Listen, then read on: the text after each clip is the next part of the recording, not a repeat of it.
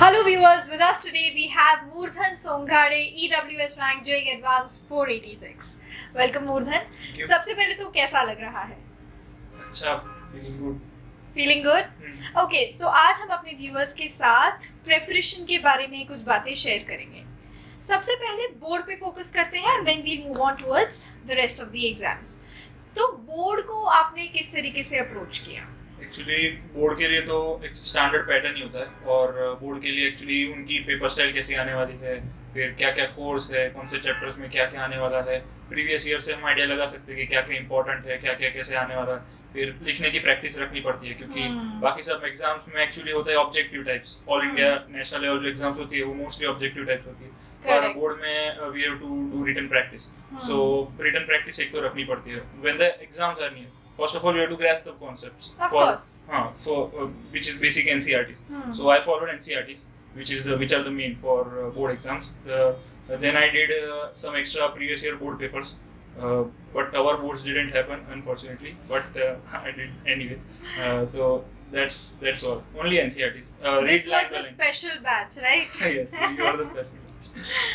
So I did just NCERTs, line by line reading, underlining, and doing repeated practice. Repetition करना है, NCERT अच्छे से cover करनी है और पेपर पैटर्न फॉलो करना है.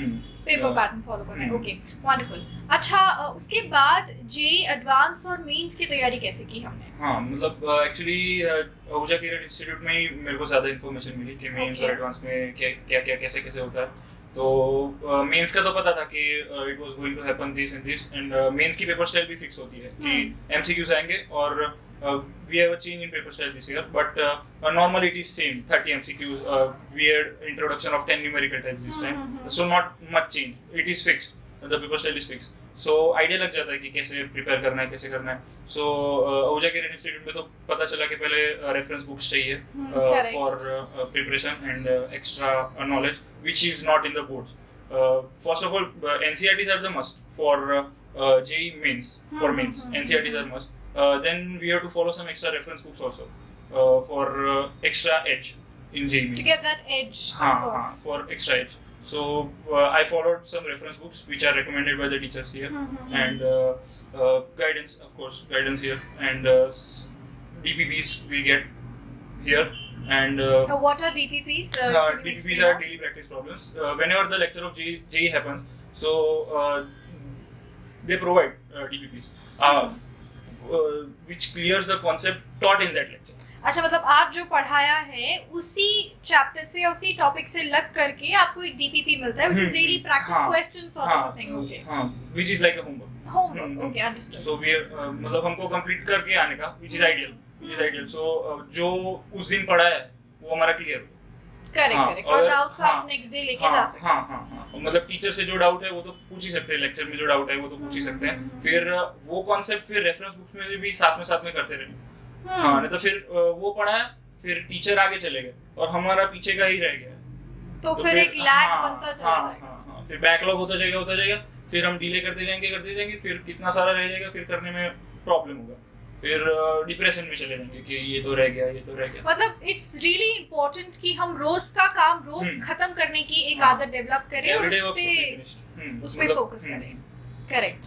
अच्छा, तो आपके हिसाब से सबसे बड़ा चैलेंज आपके लिए क्या रहा इस जर्नी में? हाँ, सबसे बड़ा चैलेंज होता है, मोस्टली सब एस्पिरेंट्स अग्री करेंगे कि कंसिस्टेंसी. क्योंकि मेंस में तो सबसे ज्यादा कंसिस्टेंट रहना ही पड़ता है. एनसीईआरटीज पढ़ने में सबको कंटाला आता है कि ये क्या है, रट्टा मारना पड़ रहा है, और उसमें भी सिर्फ कॉन्सेप्ट समझने हैं, फिर थोड़ा रीडिंग रखना है. कंसिस्टेंसी बहुत इंपॉर्टेंट है क्योंकि लोग छोड़ देते हैं क्योंकि ये हार्ड है, ये थोड़ा आउट ऑफ द बॉक्स है, मुझे पता नहीं चल रहा है, मैं छोड़ दूंगा.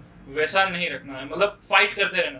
अगर नहीं पता चला, उठ के पानी पी के फिर से आओ, फिर से फाइट मारो, और कुछ मतलब कंसिस्टेंसी से काम करना है. और इनफैक्ट ये तो हर फील्ड में आप किसी भी सक्सेसफुल इंसान को देखेंगे तो कंसिस्टेंसी उनका एक सबसे बड़ा ट्रेट रहा है. वंडरफुल. अच्छा मूर्थन, आहूजा सर का इस पूरी जर्नी में आपके क्या कंट्रीब्यूशन था? मतलब he was a mentor for सब कुछ. मतलब ये जेईई जर्नी में मेंटर ही थे क्योंकि उन्होंने ही मुझे बताया कि रेफरेंस बुक्स करो, फिर तुम्हारा ये एक्स्ट्रा प्रैक्टिस मटेरियल है, तुम ये ले लो, तुम्हारी ये बुक्स चाहिए ये ले लो, तुम्हारा फिजिक्स में ये कम पड़ रहा है तो फिर ये टीचर से पूछ लो, मतलब ही वाज गाइडिंग एवरीथिंग, मतलब वो हमेशा वो अपडेट्स भी लेते रहते थे कि क्या कहाँ पहुँचे, कैसे हुआ, कहाँ एग्जाम हुई, कैसे हुआ, मतलब he was up to date about me. So वो ऐसे कभी कभार फोन भी ऐसे कर दिया कि कहाँ पहुँचे, क्या कर रहे हो, कैसे कर रहे हो, वही मतलब पर्सनली आपके साथ टच में रह के ध्यान पर्सनली गाइड किया था। हाँ, मतलब तुम्हारा इसमें प्रॉब्लम पड़ रहा है तो फिर ये टीचर से पूछ लो कि तुम्हारा ऐसे ऐसे है, कौन सी बुक रिफर करनी है। वो खुद भी देते थे बुक्स कभी कभार कि ये पढ़ी है, ये ले जाओ, ये कर लेना, बस फिर वापस दे देना। अच्छा, यहाँ के एग्जाम सिस्टम के बारे में हमारे व्यूअर्स को कुछ बताइए। मतलब एक्चुअली जब बोर्ड के लिए पढ़ाई होती है तो फिर जैसे कि एक दिन खत्म हुआ 1.5 आवर का लेक्चर, तो फिर वो खत्म हुआ तो फिर उसमें जो कॉन्सेप्ट्स है, उसमें जो सम्स कराए, उसमें जो कॉन्सेप्ट्स पढ़ाए, उसके बेस पर नेक्स्ट डे जब हम स्टार्टिंग में आए तो स्टार्टिंग में पहले 15 या half an hour mini test होती है। मिनी टेस्ट मतलब लिमिटेड मार्क्स की टेस्ट, मतलब जो पढ़ाया प्रीवियस डे वही एग्जैक्टली उसी बेस पे टेस्ट, मतलब हर रोज एक टेस्ट। हाँ, हर रोज जो प्रीवियसली पढ़ा, मतलब कंपलसरी पढ़ के ही आना है जो हमने किया था। मतलब कहीं से भाग सके उसका हाँ, कोई रूम ही नहीं है। वो तो फिर सारे असिस्टेंट और वो सब देखते ही है कि किसने किसने दी, किसने किसने नहीं दी। रेगुलर अटेंडेंस भी होता है, मिनी टेस्ट में लेट नहीं आ सकते, मतलब ऑन टाइम आना पड़ता है half an hour before the lecture. फिर मिनी टेस्ट मतलब जो प्रीवियस कॉन्सेप्ट पे बेस पे जो टेस्ट है वही, मतलब हमें इट मेक श्योर कि we have studied the previous, you have studied the previous day. हां, so continuity is maintained. Continuity. अच्छा, मुझे एक बात बताओ, यूजुअली जब पेरेंट्स को पता चलता है ऐसा कुछ तो बहुत खुश हो जाते हैं, तो आपके घर पे उस दिन कैसा माहौल था जिस दिन पता चला? हाँ, माहौल तो बहुत प्लेजेंट हो गया था, मतलब जब भी देखा ऑनलाइन ही अब तो सब, तो ऑनलाइन जब खोला था तो पहले तो मेरी बहन ने खोला, तो फिर खोल के देखा कि 99.58% है, तो मैंने बोला वाह।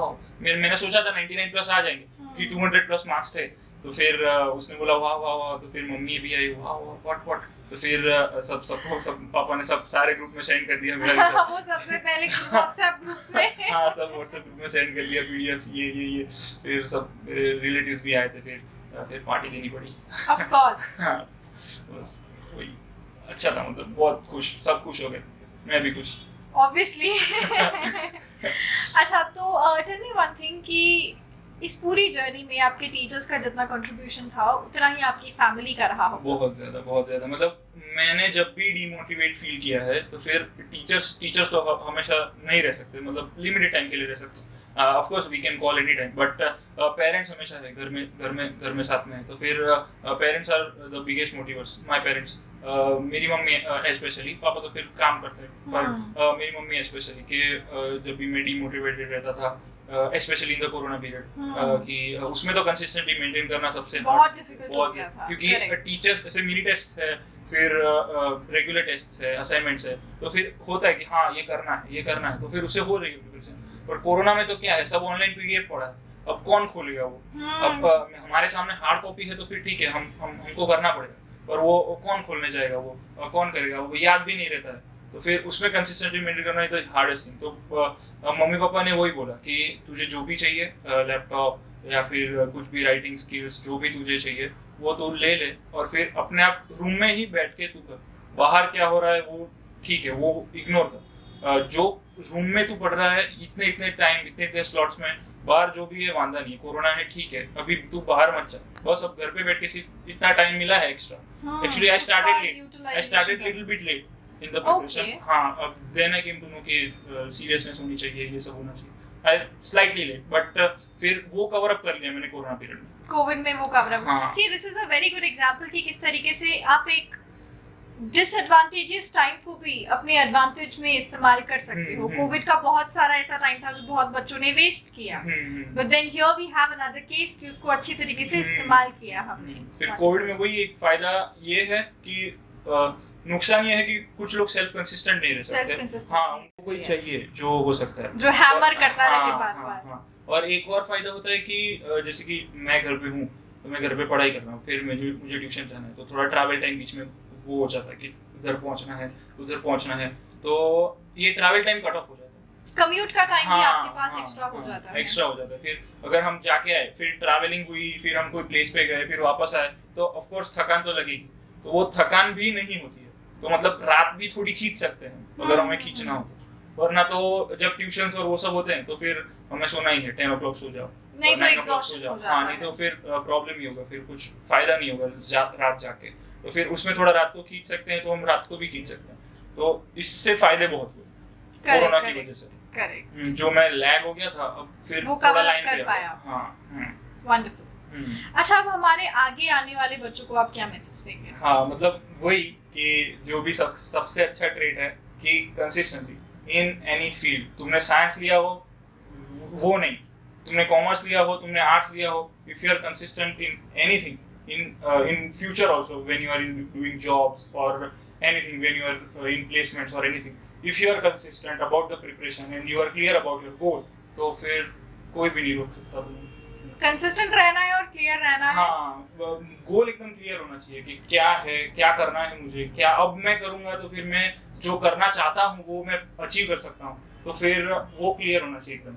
और कंसिस्टेंट रहना है कि ऐसे नहीं कि छोड़ दिया, फिर ध्यान भटक गया, थोड़ा मोबाइल देख लिया, थोड़ा वो कर लिया, वो सब नहीं करना है। अभी जो करना है बस हमको क्लियर होना चाहिए। एक्स्ट्रा करिकुलर एक्टिविटीज भी नहीं छोड़नी है, वो नहीं बोल रहा, पर जो हम कर रहे हैं वो प्राइमरी गोल हमें पता होना चाहिए, क्लियर होना चाहिए कि हमको ये करना है तो हम इधर पहुंच सकते हैं। एक्स्ट्रा तो करना ही है, वो तो ना नहीं है सिर्फ पढ़ाई करते रहो, वो नहीं, एक्स्ट्रा तो करना ही है, पर साथ में ये करते रहना है, इससे भटक नहीं जाना। That's the main idea. Correct. Wonderful, Murdhan. Congratulations. We wish you all the best for your future. Thank you.